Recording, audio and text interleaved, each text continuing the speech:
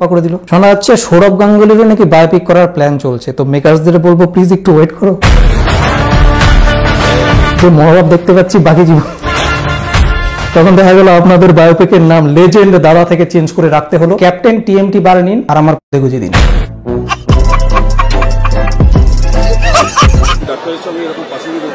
It is just one of the incidents পৃথিবীতে সব জায়গায় এরকম করে অ্যাক্সিডেন্টস হয়। এটা অ্যাক্সিডেন্ট আদে এভারেস্ট ডিঙানো যায় কিনা দেখো না দাদাকে তুমি কি চেনো না। একদিনে চিনলাম, তবে শেষ করার আগে মৃন্ময় দাসের বিরুদ্ধে এই লিখিত অভিযোগ জানিয়েছেন সৌরভ গঙ্গোপাধ্যায়, যেখানে এই মৃন্ময় দাস ইউটিউবার সিনেবাপ এই মৃন্ময় দাসই সৌরভ গঙ্গোপাধ্যায়কে কথা বলেছেন এমনটা জানা যাচ্ছে। লালবাজারে লিখিত অভিযোগ মহারাজের। Wake up to reality.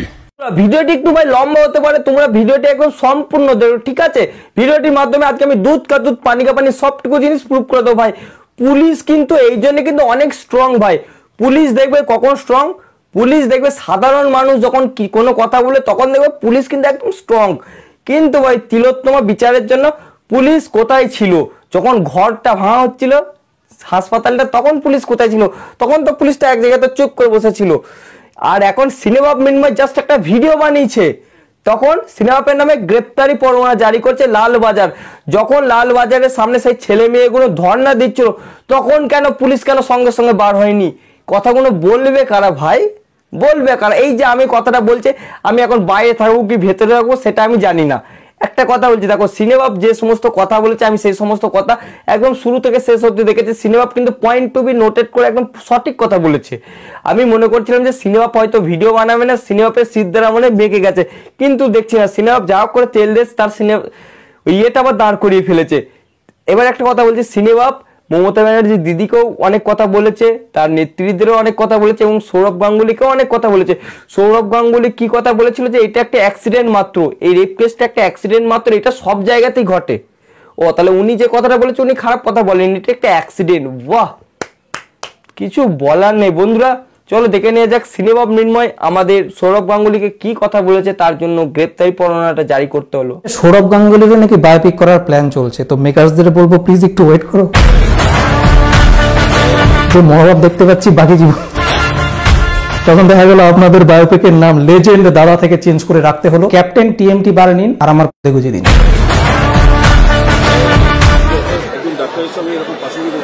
It is just one of the incidents পৃথিবীতে সব জায়গায় এরকম করে অ্যাক্সিডেন্টস হয়। এটা অ্যাক্সিডেন্ট আদে এভারেস্ট ডিঙানো যায় কিনা দেখো না দাদাকে তুমি কি চেনো না। একদিনে চিনলাম, তবে ওহো গুরু, তুমি কি দিয়েছো মাইরে গুরু? তোমার এই কথা শোনার পর গুরু আমার বুকের ছাতা একদম 5 থেকে 10 ইঞ্চি বেড়ে গেল ভাই।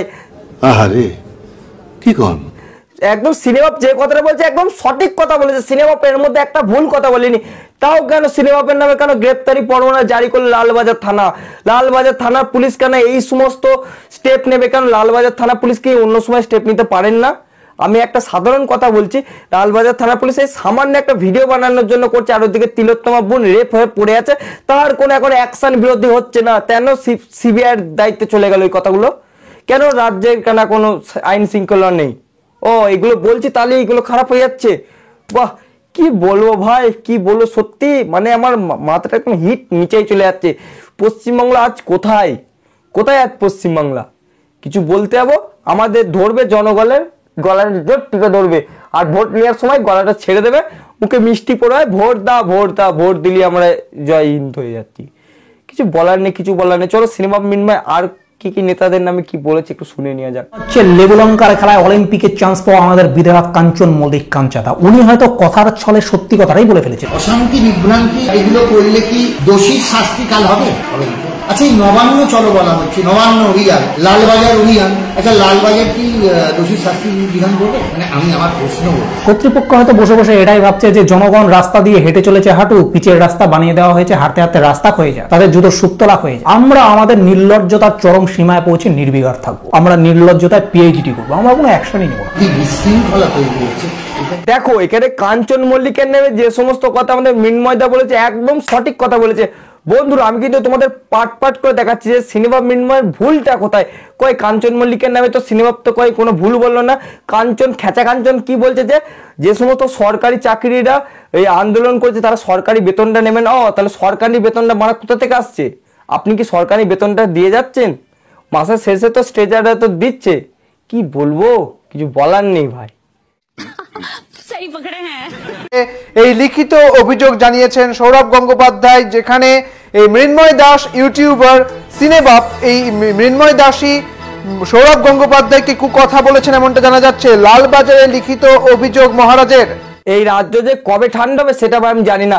আজ 2 মাস কত 20 দিন হতে চললো ভাই, তিলোত্তমা আজও বিচার পেল না। পুলিশ এই দিকে কোথায় অ্যাক্টিভ?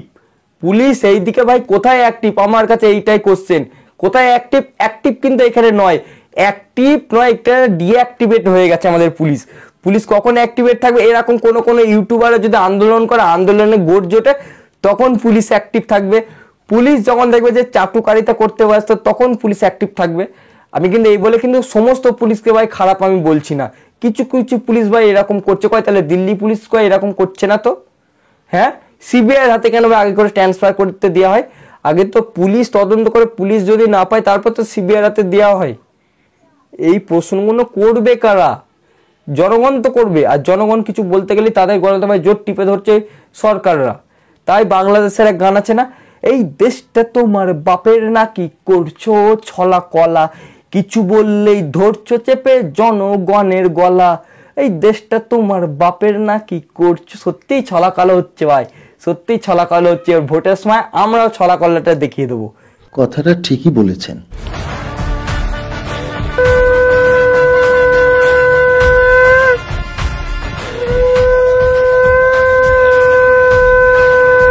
টাকার এডিটর দিয়ে এডিট করালে এরকমই হবে। অ্যাক্টিভিটির সাথে সাউন্ডের কোনো সিঙ্ক নাই। আমায় বলতেন আমি এডিট করে দিতাম। মানে বন্ধুগণ, আমরা জানি কোনো কিছুতে ফু দিলে গাল ফুলে যায়। যারা ভিডিওটা দেখছো ট্রাই করো। আর কোনো কিছু চুষলে গাল চুপসে যায়। আর ওনার চোপসানো গাল দেখে বোঝাই যাচ্ছে উনি রীতিমতো সঙ্গটাকে চুষছেন। আমরা জানি সঙ্গে ফু দিলে আওয়াজ বের হয়, কিন্তু সঙ্গটাকে চুইসা উনি কিভাবে আওয়াজ বের করতেছেন এটা দেখে শব্দ তরঙ্গ নিয়ে গবেষণাকৃত বিজ্ঞানীদের মাথার শঙ্খ বাজে গেছে। তারা বলতেছে হোয়াট দ্য ফাটাফাটি ইনোভেশন। না মানে বন্ধুরা, তোমাদের ভাই একটা জিনিস মানতে হবে ভাই। সিনেমা মৃন্ময় ঋতুপর্ণাকে কি বললো শঙ্খ বাজানো নিয়ে? শঙ্খ তো মানুষ মুখ ফুলিয়ে বাজায়, যখন বাজাবে না দেখো মুখটা একটা বাড়ছে, আর এটা কেছে চুষছে। শঙ্খ মানুষ হতেই পারে, তো বড় বড় অভিনেতা চুষেও বাজাতে পারে। মানুষ ফুলিয়ে বাজে, ইনারা মারা চুষিয়ে বাজাচ্ছে। সিনেমা মৃন্ময় কিন্তু সঠিক কথা বলেছে। কোথায় তো আমি সিনেমা মৃন্ময়ের কোথাও ভুল যুক্তি তো দেখছি না, ভুল যুক্তি তো আমি সিনেমা পেট তো দেখতেই পাচ্ছি না ভাই। তাহলে গ্রেপ্তারটা কোন খাতে করা হলো? সে খাত নাম্বার তো একটা আছে। এবার হতেই পারে ভাই মহারাজ টহারাজ বলে কথা, দিদি চেরা বলে কথা, কেস মারা করিয়ে দিতে পারে। না, আমাদের মহারাজ যে কাজটা করেছে একদম সঠিক কাজ করেছে। ওই জন্য তো ভাই আমি তো দাদাগিরি থাকলাম, দাদাগিরির ভক্ত। দাদাগিরি যখন টিভিতে চলে মানে আমি ওই ঘর থেকে ছুটে এসে আমি আমার ঘরে চলে আসি। দাদাগিরি আমি আর দেখি না। ওই কি ওকে প্রশ্ন করবো, মানে আমি ওকে প্রশ্ন করলে প্রশ্নের উত্তরগুলো দিতে পারবে?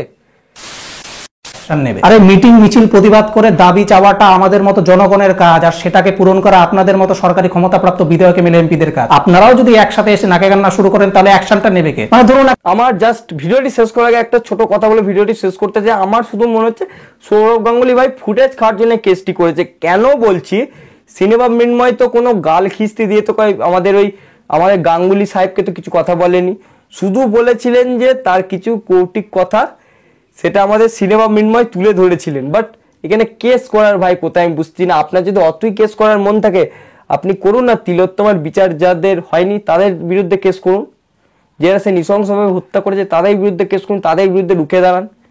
একই তো বলে মহারাজ। আপনাকে তো প্রজা বলেও মনে হচ্ছে না স্যার। কি বলবো স্যার, সত্যি কিছু বলার নেই। একটা কথাই লাস্টে বলতে মনে হচ্ছে, দেখুন আমরা কিন্তু ভোট দিই বলে আপনারা আছেন, আপনারা আছেন বলে আমরা ভোট দিই না, আমরা ভোট দিই বলে আপনারা আছেন। জোরটা কিন্তু আমাদের। কিন্তু বাঙালি সত্যি একটা কাঁকড়ার জাত, কেউ উপরে উঠতে গেলে তাকে আমি নিচে তুলে নামাই। এই যে আমি কথাটা বলছি, আমার পক্ষে কি সকলে থাকবে? থাকবে না। কেউ মানে কমেন্ট এসে বলবে সৌরভ গাঙ্গুলি সঠিক কাজ করেছেন, ক্ষমা ক্ষমা ক্ষমা, এই নিয়ে আমি কথা বলবো না। বেশি কথা বলতে গেলে যে তাসিফ খানের গানটার কথা মনে পড়ছে, এ কেমন রাজ্য বলো, সাদা শাড়ি হচ্ছে কালো, অমানুষই আলোর দ্বারে, সত্যি অমানুষরাই আলোর দ্বারে।